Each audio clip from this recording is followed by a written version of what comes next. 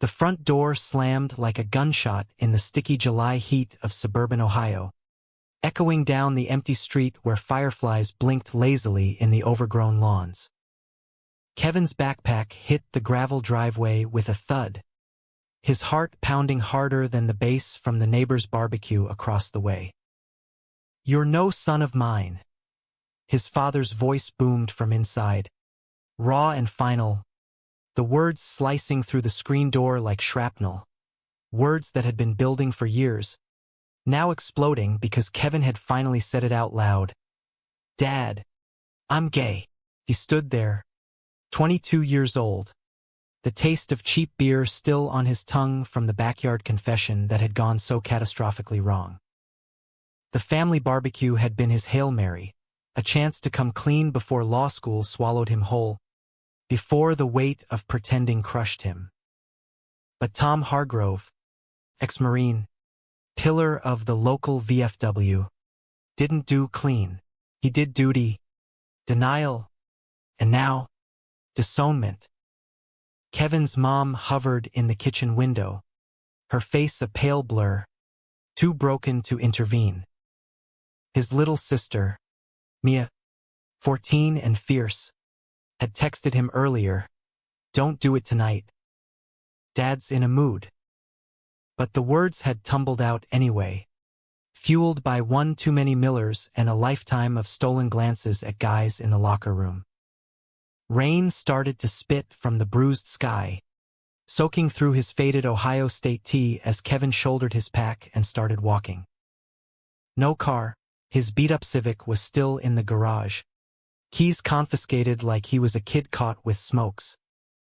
The neighborhood blurred past. Ranch houses with basketball hoops, American flags drooping in the humidity, the distant hum of I-71 like a lifeline he couldn't reach. By midnight, he'd hitchhiked to Columbus, crashing on a park bench near the Scioto River, the city's lights mocking him from across the water.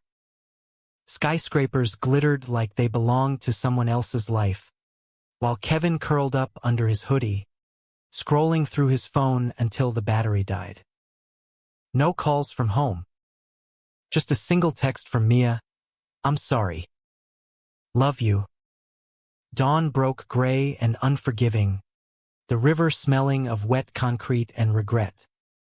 Kevin dragged himself to a coffee shop on High Street, the kind with exposed brick and overpriced lattes that hipsters pretended were therapy. He had $47 in his wallet, a half-credit card maxed on student loans, and a vague plan: survive until his first-year law classes started at OSU in the fall. But first, breakfast. The barista, a lanky guy with tattoos snaking up his arms and a name tag reading Pat, slid a black coffee his way without asking.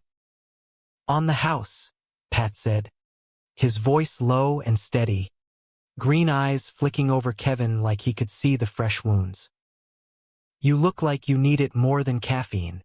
Kevin managed a nod, mumbling thanks as he slumped into a corner booth. Pat didn't push, just wiped down the counter and let the morning rush fill the silence. Joggers in Lululemon, professors with briefcases, the occasional drag queen nursing a chai like it was holy water. By noon, Kevin had nursed 3 refills and sketched out a Craigslist ad for a roommate on a napkin. Recent grad, clean, pays on time. No drama. Except his life was all drama now. Pat clocked out at 2, tossing his apron over a stool. "Hey, man.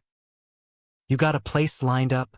When Kevin shook his head, cheeks burning, Pat shrugged like it was no big deal. "Crash at mine tonight. There's a shithole in Clintonville, but the couch folds out." No strings. There was something in his grin, crooked, knowing that made Kevin's stomach flip, a spark in the wreckage. Patrick O'Malley, 24, barista by day, graphic designer by night, with a laugh that cut through the bullshit and a tattoo of the Irish flag on his ribs that he showed off one tipsy evening at a dive bar called The Pint. They bonded over shitty Irish pubs and worse family stories. Pat's dad a drunk cop in Boston who'd bailed after the divorce. Kevin's a ghost now, haunting every corner of his mind. Weeks blurred into a rhythm. Kevin tempied at a law firm downtown, filing briefs for divorce attorneys who eyed him like fresh meat. Nights were Pat's domain, take-out Thai on the fire escape, binge-watching The Wire until the credits rolled and their shoulders brushed on the sagging couch. The first kiss happened on a rainy Thursday, lightning cracking over the Olentangy as Pat's hand lingered on Kevin's knee during a monologue about Baltimore's underbelly. "You know you're safe here, right?" Pat whispered, and Kevin shattered, pulling him close with a desperation that tasted like salt and surrender. Their bodies moved like they'd been waiting years, Pat's calloused fingers tracing the scars of old baseball bruises on Kevin's back, Kevin's breath hitching at the warmth of skin against skin. It wasn't just sex, it was oxygen. Pat introduced him to the scene drag brunches at Axis, pride flags fluttering from Clintonville porches, the quiet thrill of holding hands in Goodale Park without scanning for stairs. Kevin's walls crumbled, brick by brick. He told Pat about the backyard blow-up, the way his dad's face had twisted like Kevin was a traitor to the flag. Pat listened, then shared his own ghosts, coming out in high school, the fistfight with his brother that left a scar above his eye. "Family's a loaded gun," Pat said one night, tracing Kevin's jaw. "Sometimes you gotta dodge the bullet." Fall semester hit like a freight train. Kevin buried himself in torts and contracts, his backpack heavier than his heart. Pat picked up shifts at a new gig, designing logos for queer-owned startups. Their apartment a chaotic nest of sketches and casebooks. Mia snuck visits, smuggling mom's lasagna in Tupperware, whispering updates. Dad's working doubles at the plant, pretending Kevin never existed. "He's hurting, Kev. But he misses you." Kevin nodded, but the ache festered, a low hum under the highs of stolen weekends in Yellow Springs, hiking Hocking Hills with Pat's hand in his, the world feeling vast and kind for once. Then came Thanksgiving. Kevin's invite to Pat's mom's place in Cleveland, a cozy bungalow with her new wife, a nurse named Rita, felt like a lifeline. No Hargrove turkey for him, just cranberry relish and queer kinships, toasting with boxed wine to fuck the straights. Pat's family enveloped him, his sister teasing about wedding bells, his mom pulling him aside for a hug that smelled like lavender and acceptance. "Your family now, kiddo." Driving back south on I-71, snow flurries dancing in the headlights, Kevin's chest swelled. "I love you," he said, the words slipping out easy as breath. Pat's grin lit the dash. "Took you long enough, counselor," but December brought cracks. Kevin's phone buzzed during finals week. A blocked number. Mia's voice frantic. "Kev, come home. His dad. He's not right." Tom's plant had laid off half the line, rumors of union busting swirling like the bitter wind off Lake Erie. When Kevin pulled into the driveway, the house looked smaller, sadder, Christmas lights tangled in the gutter like forgotten promises. Mia met him at the door, eyes red. "He won't talk about you." But Mom found something. In the attic, inside, the air was thick with pine and unspoken grief. Mom hugged him fierce, her apron dusted with flour from aborted cookie batches. Tom sat in his recliner, nursing a bud, the TV droning Fox News. He didn't look up, just grunted. "Didn't ask you to come." Kevin's throat tightened, but he stayed, helping Mia wrap gifts, the silence a third wheel at every meal. Pat texted check-ins. You good? Call if you need extraction. Kevin replied with thumbs-up emojis, lying through pixels.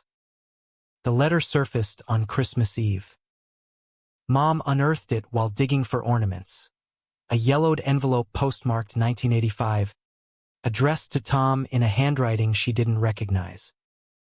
I was cleaning, she said, voice trembling, handing it to Kevin like contraband. He never mentioned it, sealed with a faint mustiness of time. The return address, Attica Correctional Facility. Kevin's hands shook as he slid it open in the dim glow of the tree lights, Mia hovering, Tom oblivious in the den. The pages crackled, ink faded but legible. Tommy, if you're reading this, it means I didn't make it out.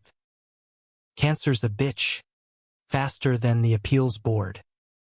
They say I got 6 months, but who's counting?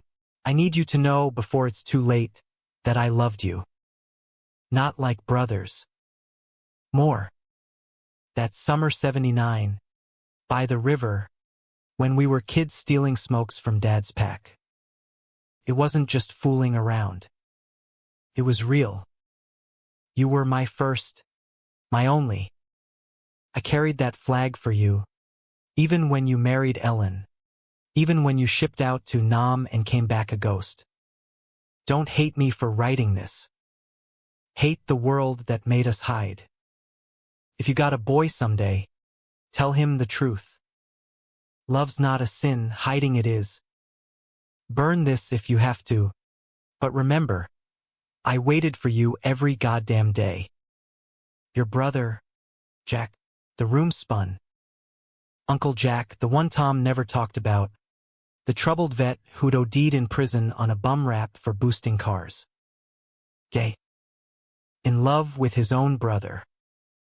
The secret hit like a sucker punch, rewriting Kevin's exile in blood and ink. Mia gasped, tears spilling. Dad. He knew. All this time, Kevin stormed the den, letter clutched like a grenade. Tom froze mid-sip, eyes widening at the paper. Where'd you get that? His voice cracked, the marine facade fracturing. Kevin thrust it forward. Attic. Mom found it. You gonna pretend this isn't you? Banning me for the same shit you buried with Uncle Jack. Tom's face crumpled, a dam breaking after decades. He snatched the letter, scanning lines he'd memorized but never voiced. It ain't the same, he muttered, but his voice was whiskey weak. He chose that life. Dragged our name through the mud. Lies. Kevin knew.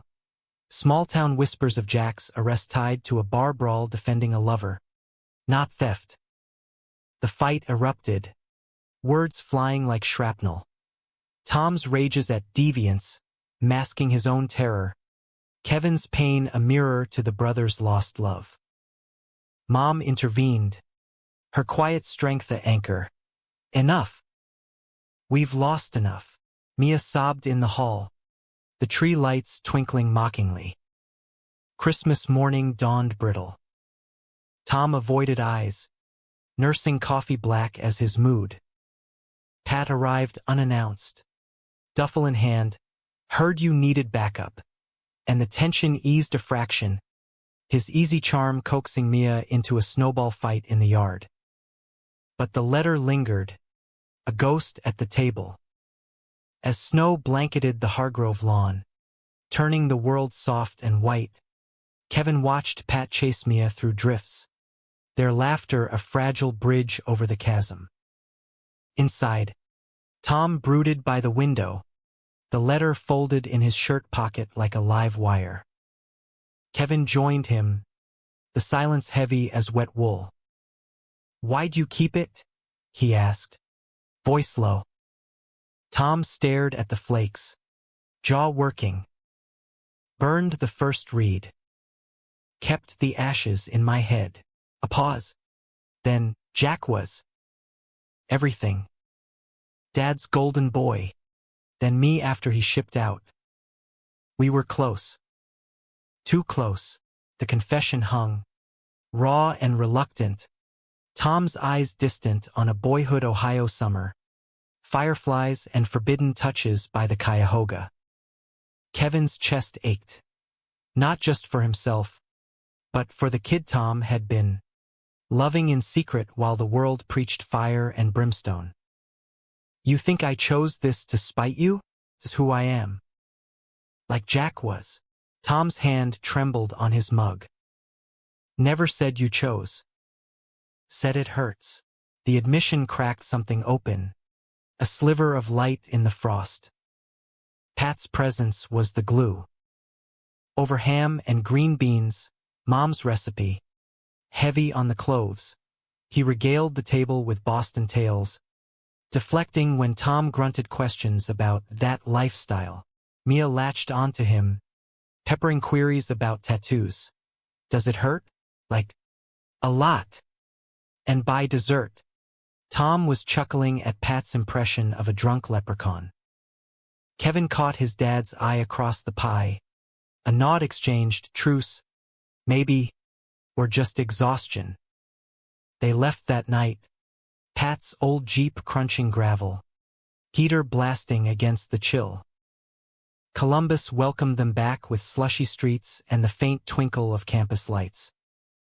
In bed, tangled under flannel sheets, Kevin spilled it all, the letter's weight, Tom's half-buried grief. Pat listened, fingers combing his hair. Secrets eat you alive. Good you dragged it into the light. He kissed Kevin's temple, slow and sure. We're building our own story now. No ghosts allowed. January thawed into a cruel tease. Snow melting to mud that sucked at boots. Law school ramped up. Professors droning on equity while Kevin's mind wandered to equity's failures, like brothers loving in shadows. Pat landed a freelance gig designing for a queer film fest in Cleveland. Weekends stolen for road trips. Hands linked over the console. But home pulled, insidious as kudzu. Mia's texts escalated. Dad's drinking more. Asks about you sideways. Kevin ignored the tug. Until a call in late February. Mom's voice, steel-edged. He's sick, Kev. Prostate. Stage 3. Won't go to chemo without talking to you. The drive north was a blur. Pat shotgun silent, thumb rubbing Kevin's knuckles. The house smelled of antiseptic under the pot roast. Tom Freilier in his flannel, cheeks hollowed. No hugs, just a curt sit. Over weak tea. The floodgates creaked.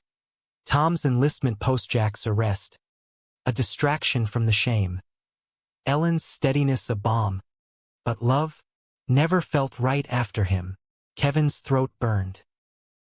You could have told me. Before you threw me out. Tom's eyes met his, red-rimmed. Thought I was protecting you. From what I became half a man. Hiding. Pat mediated. His calm a counterpoint to the storm. Mr. Hargrove. Love's not a battlefield. It's home. Tom snorted, but listened as Pat shared his own patchwork family, pieced from chosen threads. By nightfall, a fragile pact, chemo appointments, weekly calls.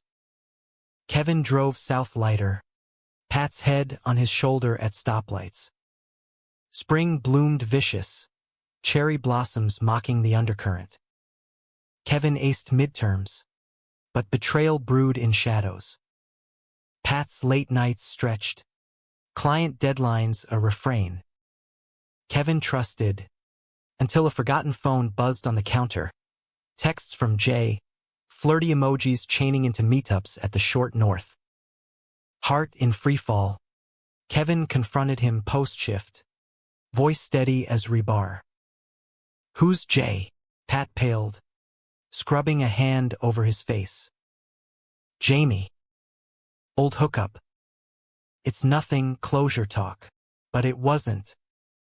Jamie, lithe and laughing, a graphic designer from Pat's Boston days, in town for the fest. "Just coffee," Pat swore, but Kevin saw the spark, the easy banter at the after-party. Kevin crashed, Jamie's hand lingering on Pat's arm. Jealousy gnawed, but worse, doubt. Was this the cost of openness? Loving hard, losing fast? The blow-up came in April rain, sheets lashing the fire escape. "You think I'm Jack's echo? Some secret you'll bury?" Kevin yelled, chest heaving. Pat recoiled, hurt flashing green eyes. "This ain't about your uncle. It's messy, real. Jamie's past, your future." But the seed rooted. Kevin pulling back. Nights on the couch with case law as armor. Tom's chemo updates were a lifeline. Mia's FaceTimes a reminder of blood's pull. "He's fighting," she'd say, screen glowing with her braces flash smile. Kevin visited solo, the plant's shadow lifting as Tom shared war stories. Not the sanitized VFW version, but the mud and mortar truth. Jack's letters from Nam, a talisman in his locker. He wrote like you talk, fierce, no bullshit, healing, incremental. A shared six-pack on the porch, Tom admitting, "Proud of you, kid, for standing up."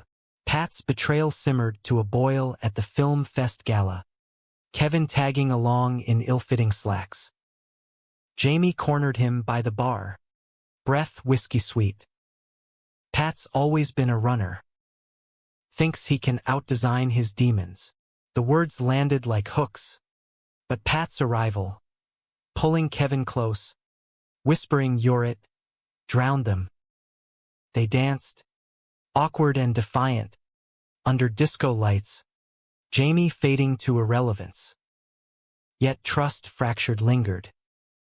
May brought finals fever, Kevin's focus splintering. A late-night call from Mom. Tom's clear. Remission. Elation crashed with exhaustion. And when Pat suggested a getaway, Asheville, Blue Ridge Trails, Kevin hesitated. What if it's just another escape? Pat's face fell. The first real rift. Then we're done before we start. The ultimatum hung through graduation.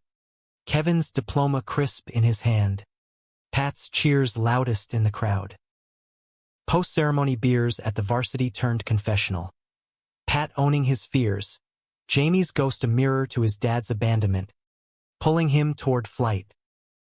"I choose you. Every day." Kevin, tears mixing with foam, chose back. No more hiding. For either of us. Summer scorched in. The apartment a sauna of fans and forgiveness. They rebuilt, couples counseling via Zoom with a queer therapist. Pat's sketches evolving into murals of intertwined hands. Tom's remission held. Family barbecues tentative but thawing. Pat invited. Tom clapping his shoulder like a comrade. Good man you got. But climax brewed in August heat. A letter of reckoning. Tom's oncologist cleared him for travel, and he arrived unannounced at their door. Envelope in hand, his own, penned post-diagnosis. "For when I'm gone," he said, voice gruff. Inside, apologies scrawled in block letters. For the banishment, the silence, the love he'd denied in himself. "Jack taught me to love big. You reminded me how." Kevin read it aloud. Pat's arm around him. Tears collective. The real storm hit that night. A call from Attica Records, forwarded via Mom. Jack's file, unsealed for a cold case review, not suicide, but murder. Beaten in his cell for whispers of his truth, the guard looking away. Tom's roar over speakerphone shattered the line. Grief unearthed. They drove north at dawn. Pat at the wheel, Kevin's hand in his. In the prison's sterile lobby, files spread like autopsy scars. Tom traced Jack's photo, young, smirking, alive. My fault. Pushed him away. Kevin gripped his shoulder. No. The world's fault. We fix it now. They filed the appeal. Voices united. Pat documenting for a pod on queer incarceration. Healing crested in fall foliage. A Hargrove O'Malley hybrid Thanksgiving. Tom's turkey. Rita's pie. Mia's playlist blasting Chapel Roan. Toasts to ghosts laid to rest. To loves claimed loud. Kevin and Pat. Rings glinting from a courthouse when months prior. Danced in the yard under stars. Ohio's heart beating steady. Years later, lawyering for Lambda, Kevin would think of that first slam of the door. Not an end, but a fracture mended with ink and intention. Family wasn't blood or banishment. It was the hand you held through the rain, the secrets you shared to set free. The wedding was small, a backyard affair in Clintonville under a rented tent. Fairy lights strung like constellations against the September sky. Kevin in a slim-fit suit the color of river mud. Pat in linen that hugged his frame just right. Their vows exchanged with the Olentangy murmuring approval. Tom stood best man, begrudging at first, then beaming, his marine posture softened by the scotch Rita slipped him. You too. You're all right, he grumbled in the receiving line, clapping Pat's back hard enough to elicit a cough laugh. Mia, flower girl turned officiant in training, wiped happy tears with the hem of her sundress. Mom danced with Ellen, Rita's wife, a quiet alliance forged in waiting rooms and shared recipes. Life settled into grooves. Kevin clerking for a federal judge, arguing pro bono for asylum seekers fleeing conversion camps. Pat's studio thriving, murals popping up on short north walls depicting lovers in defiance. Hands clasped against storm clouds, flags reimagined in rainbows. Their apartment upgraded to a row house with a yard, where they planted tomatoes that Mia claimed during visits. Her college apps scattered like confetti on the kitchen table. But humanism's edge is its fragility. Winter 2027 brought Tom's relapse. Aggressive, unyielding. Chemo rounds blurred into hospital hazes. Kevin shuttling between Columbus courts and Cleveland bays. Pat packing care kits with ginger chews and graphic novels. He's a fighter, Pat would say, squeezing Kevin's hand in sterile corridors. But the words tasted like talismans against truth. One snow-laced night, monitors beeping soft dirges. Tom pulled Kevin close. That letter. Jackson mine. Burn 'em both. Kevin shook his head. No. We keep them. Stories for Mia. For whoever comes after. Tom's laugh rasped. Softy. Like your uncle. Eyes locking. He added. Proud. Son. Of the man you are. Love him hard, Pat. Don't waste it like I did. The words landed. A benediction. As morphine eased him into sleep. Tom slipped away at dawn. The room flooding gold. Jack's photo on the bedside like a sentinel. The funeral was VFW proper. Taps echoing over the cemetery. Rifles cracking salutes. But Kevin's eulogy veered human. Speaking of secrets unearthed. Loves reclaimed. He wasn't perfect. But he was ours. Pat stood sentinel. Arm linked. While Mia clutched the letters. vowing to archive them for a family she'd build fierce and open. Grief carved hollows, but love filled them. Pat proposed expansion, a pup from the shelter, a floppy-eared mutt named O'Malley Hargrove, tail wagging through the ache. They traveled, Provincetown summers, hands swinging on whale-watch decks, New Orleans springs, jazz funerals teaching joy in loss. Kevin's book deal came mid-morn, a memoir, Rivers of Ink, weaving Jack's story with his own, proceeds to queer youth shelters. Pat illustrated, his lines fluid as forgiveness. Betrayals echo faded, but conflict lingered in subtler forms. Pat's wanderlust clashing with Kevin's rootedness, arguments over adopting versus fostering flaring hot, then cooling to compromise. "We're a team," Pat reminded, during a blowout over relocation offers D.C., beckoning for Kevin's advocacy. They stayed, roots deepening in Ohio soil, the house expanding with a nursery addition. Climax revisited in 2030, a call from Attica, Jack's case reopened, DNA tying the guard to the beating.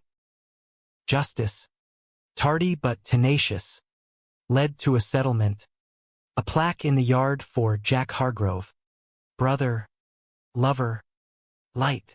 The dedication drew press, Columbus Dispatch headlines, Pat's photos viral, turning private pain public, a beacon for boys like Kevin once was.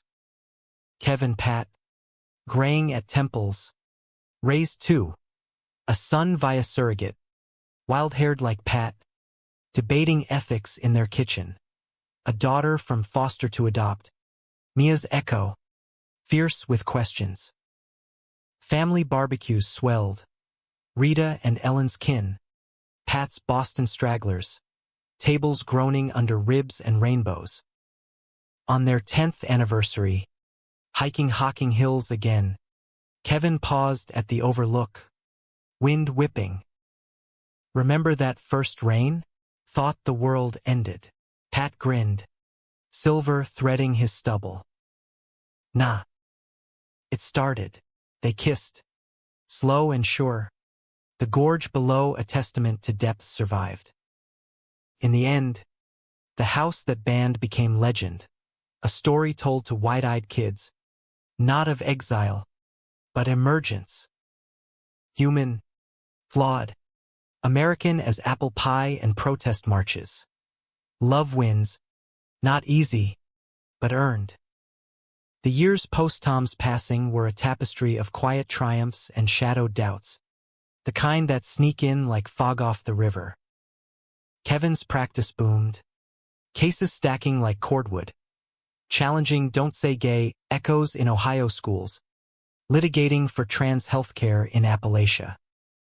Pat's art evolved into activism, installations at MoMA riffing on hidden histories, silhouettes of brothers embracing in barbed wire, captions quoting Jack's letter.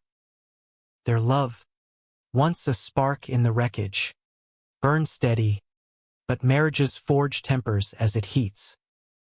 The betrayal scar itched in 2028, when Jamie resurfaced not as lover, but client. Pat's studio landed a contract for a queer rom-com poster, Jamie directing. Professional, Pat insisted, but Kevin's gut twisted at the late calls. The wrap party invites declined. Trust rebuilt is glass, shining, but prone to cracks. One night, scrolling Pat's phone during a solo movie, Kevin's migraine, Pat's gallery opening. He found the thread, innocuous at first, then laced with nostalgia. "Missed those Boston nights. You were magic."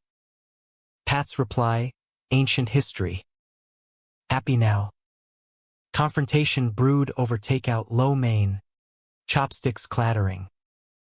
"Am I always the safe choice?" The Ohio anchor. Kevin's voice cracked, old fears rising. Pat's face crumpled, phone tossed aside. You're the choice. Every fucking day. Jamie's a ghost, you re the house. They talked till 3 a.m. Therapist's tools in play. Boundaries set. Check-ins scheduled. It mended stronger. Intimacy reignited in the raw honesty. Bodies mapping forgiveness. Mia graduated OSU that spring. Summa in journalism. Her thesis on queer incarceration a dagger to the heart, Jack's story her North Star. She moved to D.C., interning at The Advocate, but weekends brought her home. Anti-duties with the kids a delight. You two set the bar impossible, she teased, bouncing baby Liam on her knee. The family expanded organically, foster placements turning permanent. A girl named Sophia with braids and a laugh like bells, brother to their bio son. Humanism's core pulsed in the mundane. Pat teaching Sophia to sketch, her lines wobbly but bold. Kevin reading Where the Wild Things Are to Liam, voices layering like family lore. Conflict arose domestic. Pat's travel for exhibits pulling him to Berlin, San Francisco, Kevin's caseload chaining him to depositions. I feel like I'm losing you to the map, Kevin confessed during a video call from Pat's hotel, Berlin wall graffiti framing his tired smile. Then come. Or I stay. Compromise. Sabbaticals synced. A summer in Provincetown where they renewed vows on the beach. Waves lapping secrets away. Climax echoed in 2032. A letter of another kind from Mia, forwarded from Attica archives. Jack's hidden journal, smuggled out by a sympathetic guard. Pages yellowed with poetry. Odes to Tom. Sonnets to stolen summers. For the family that might be, the inscription read. They gathered Mia, Kevin, Pat, the kids, in the row house living room, reading aloud by firelight. Sophia asked, was Uncle Jack sad? Kevin knelt, honest as dawn. Sometimes. But loved big. Like we do. The revelation rippled. Pat's exhibit in NYC incorporating excerpts. Anonymous to protect. Kevin's op-ed in the New York Times. Letters from the closet. An American reckoning. Backlash came, trolls on X. MAGA pundits decrying groomer lit. But support swelled. Royalties funding scholarships for queer vets' kids. Betrayal's final ghost exorcised in a quiet moment. Jamie's wedding invite. To a producer. With a note. Thanks for the muse. Wishing you the forever I couldn't give. Pat framed it in the studio. A talisman of growth. See? We won. Romance deepened in the later years. Touches lingering longer. Anniversaries marked with trips to the Cuyahoga, Jack's River. Their ritual. Kids grown. Sophia off to RISD. Liam debating poli-sci. The nest half empty but full of echoes. Tom's old recliner. Reupholstered in pride stripes. Creaked under Pat's weight as he sketched. Kevin proofreading briefs beside him. The ending, humanistic to its core, came not in tragedy but transcendence. 50. Kevin retired to adjunct. Mentoring at OSU. Pat's gallery in the short north a hub for young artists. Their love, once banned and buried. A legend whispered in clinics and classrooms. Proof that secrets yield to light. That family is forged in the fire of truth. One crisp October eve. Walking the Scioto as leaves turned. Pat stopped, breath fogging. If I could go back to that coffee shop day, Kevin turned, hand in hand. I'd still spill my coffee. Still choose you. They kissed, the river rushing on, carrying old pains to sea. The narrative wove onward, threads of drama interlacing with romance's warp. In 2035, Liam came out 17, trembling over dinner, fork midway to mouth. Dad, Kev, I'm by.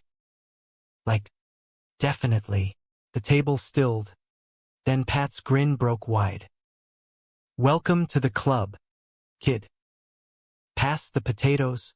Kevin pulled him into a hug, whispering, proud doesn't cover it. No bands, no letters needed, just acceptance, modeled in their marrow. Sophia's arc brought conflict's fresh bloom. College girlfriend drama, a cheating scandal that echoed Jamie's shadow. How do you know it's real? She asked Pat during a tearful call. Sketchpad abandoned. He shared the raw edges, the fights, the rebuilds ending with, love's work. Worth it. She mended, stronger, crediting their example. Climax revisited in a storm of legacy. The Jack Hargrove Act, Kevin's brainchild, passing Ohio Senate, mandating LGBTQ plus history in schools, named for the brother lost to silence. Ceremony in Columbus Capitol, Pat filming, Mia emceeing, Tom's spirit in the plaque unveiled. Protests raged outside, signs screaming indoctrination. But inside, cheers drowned them, a high note in the symphony of struggle. Betrayal's last whisper came internal. Kevin's diagnosis, early Parkinson's, a tremor in his lecturing hand. Am I burden? He asked Pat one dawn, voice small. Pat's laugh was fierce. You're my adventure. We'll dance through it. They did adaptive yoga, Pat learning to lead, travel slowed to road trips, national parks where hands held steady. Romance's flame, undimmed, flickered in anniversaries, 25th in Hawaii, luau's and lays, bodies still knowing each other's curves. Kids married, Liam to a poet, Sophia to an engineer, their weddings blending Irish reels with Hargrove toasts. Full circle. Humanism culminated in the epilogue. 80s now, porch swings in Clintonville, grandkids tumbling in the yard. Kevin's book, dated, on bestseller lists, Pat's mural city landmarks. One evening, letters in lap jacks. Tom's, Kevin mused. We turned curses to cantos. Pat nodded, head on shoulder. And lived the music, the door that slammed opened wide, a portal to grace. In America's heartland, love proved not fragile, but foundational, dramatic in its depths, emotional in its endurance, romantic in its return, humanistic in its hope.